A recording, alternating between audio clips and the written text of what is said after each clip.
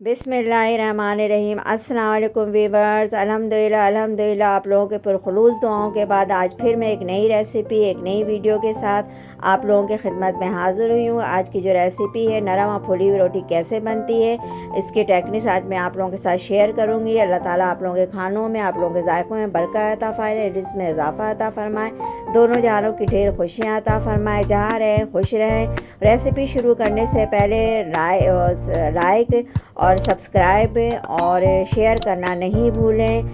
यहाँ पर मैंने आधा किलो आटा लिया है।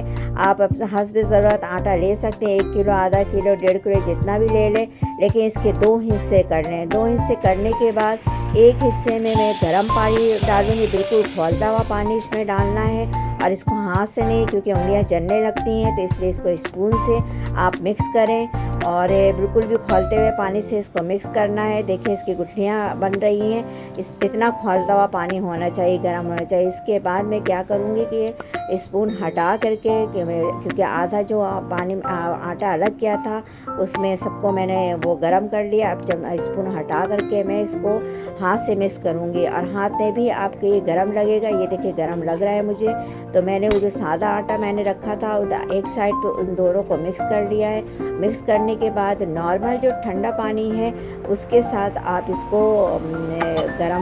मिक्स करें। हाथ में गरम लगता है, लेकिन इसको आप मिक्स करती जाएंगी। इसको गूंदने की कोई ज़रूरत नहीं है, इस पर प्रेशर डालने की भी ज़रूरत नहीं है। अल्हम्दुलिल्लाह बहुत आसानी से ये गर्म पानी का आटा गूंद जाता है, ना इसमें ऑयल डालने की ज़रूरत है।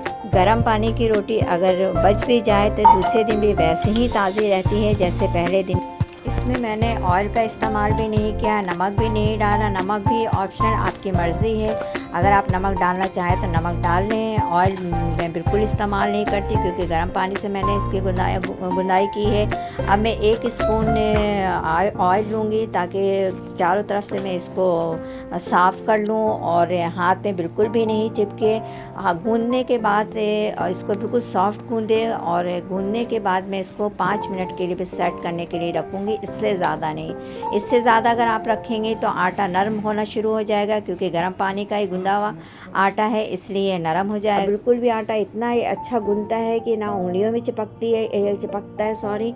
अब ये देखें, अल्हम्दुलिल्लाह मैं इसके अब पेड़े बना रही हूँ। पेड़े भी बिल्कुल इतने साफ़ सुथरे तरीके से ये बने हैं कि हाथ में भी नहीं चिपकेगा। जबकि मैं आटा भी इतना ज़्यादा नहीं लगा रही हूँ, क्योंकि गर्म पानी गूंदने से और नॉर्मल गूंदे तो बहुत सॉफ्ट और बहुत नरम रहता है ये। अल्हम्दुलिल्लाह देखिए बेलते वक्त भी ये कितने आसानी से रोटी जो है ना सेट हो रही है। अगर बाज़ दफ़ा ये होता है कि नॉर्मल पानी के आटा गूंदा हुआ ये होता है कि आप इधर बेल रहे हैं, रोटी फिर सिकुड़ जाती है, अपने डायरेक्शन पे फिर फ़ौरन आ जाती है, उसको बेलना पड़ता बार बार। लेकिन इस पर ऐसा नहीं है, इसको आप हल्के हाथ से गूंदे। ये देखें, अब बिल्कुल प्रेशर भी आप नहीं डालें, बिल्कुल आराम से ये बिल्कुल ईजी तरीके से ये रोटी बिल जाएगी, इसमें कोई भी मुश्किल नहीं है। अल्हम्दुलिल्लाह बिस्मिल्लाहिर्रहमानिर्रहीम। अभी देखिए रोटी हल्के से सिकी है, मैं इसको बिल्कुल डायरेक्शन चेंज कर दूंगी और फ़ौरन आपने इसको चारों तरफ से घुमाना है। इसको अगर तवे पे आप छोड़ देंगी तो ये रोटी भी एक साइड से जल जाएगी, रोटी फिर फूलेगी नहीं। अब ये देखिए फ़ौरन मैंने इसको इस तरीके से किया और जल्दी मैं इसको घुमा लूँगी, इतना कि रोटी नहीं जलेगा। ज़रा सा भी रोटी पीछे से जल गई तो एयर जो है सारा वो निकल जाएगा और रोटी नहीं फूलेगी। अल्हम्दुलिल्लाह देखिए, ये देखिए अब ये रोटी मेरे ख्याल से तकरीबन ये फूल रही है। अगर ये जो एरिया आप देख रही हैं जहाँ जहाँ ये जल गई है रोटी, अगर ये ज़्यादा जल जाएगी तो इससे हवा निकल आती है, तो इसलिए भी रोटी नहीं फूलती है। अक्सर ये होता है कि रोटी सख्त हो जाती है। सख्त इसलिए भी होती है कि उसको हम हल्के हाथ पे सोचते हैं कि रोटी फूल जाए, जले नहीं, तो आज हल्की कर देते हैं। तो इस सूरत में क्या होता है कि रोटी में जो पानी होता है उसका अपना वो पानी खुश्क हो जाता है और रोटी सख्त हो जाती है। तो रोटी आज चूल्हे पे भी रोटी को सेकने के लिए टाइम ड्यूरेशन ऐसा रखें कि रोटी आपकी जले भी नहीं और रोटी सिक भी जाए। अल्हम्दुलिल्लाह देखिए कितने आसानी से, मुझे ज़्यादा मेहनत करनी नहीं पड़ी, बेलने में भी बहुत आसानी से ये रोटी बेल रही है अल्हम्दुलिल्लाह। ये देखिए बिल्कुल भी नहीं सिकुड़ रही। जितना आपने फैलाना आप इतना फैला लें, लेकिन ये सिकुड़ेगी नहीं, वापस अपने डायरेक्शन में नहीं आएगी ये अल्हम्दुलिल्लाह। सारी बातें आप लोगों को मैंने समझा दिया है। यह एक साइड से पकना शुरू है, मैंने रोटी के डायरेक्शन को चेंज कर दिया है। अब बिल्कुल तेज़ी से इसको चारों तरफ से आपने घुमाना है और रोटी छोड़ के तवे पे आप इधर उधर नहीं जाए। ज़रा सा भी आपने रोटी बेलना शुरू किया रोटी तवे पे छोड़ के तो ये रोटी जल जाएगी और फिर फूलेगी नहीं।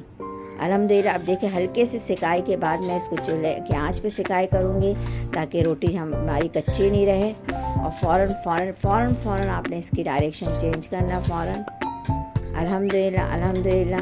अब मैं इसको पलट दूँगी, फिर देखिएगा आप कितनी तेज़ी से खुद ये रोटी फूलेगी। ये रोटी नहीं फूलेगी इसलिए कि देखें ये जो है रोटी ऊपर से ज़्यादा जल गई है, सिकाई इसमें ज़्यादा लग गई है, इसलिए रोटी नहीं फूलेगी। इस रोटी को भी दिखाने का मकसद ये है कि इतने मतलब रोटी को इतनी ज़्यादा सिकाई नहीं करें। बिस्मिल्लाह बिस्मिल्लाह।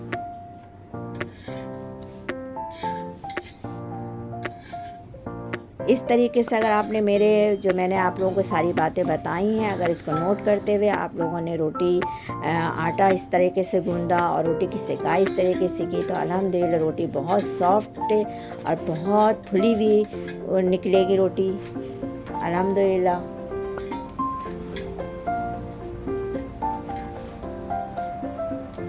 देखिए रोटी एक साइड से बिल्कुल भी नहीं जली। इतनी ही डायरेक्शन में, इतनी ही आंच में आप लोगों को भी रोटी को सेकना है।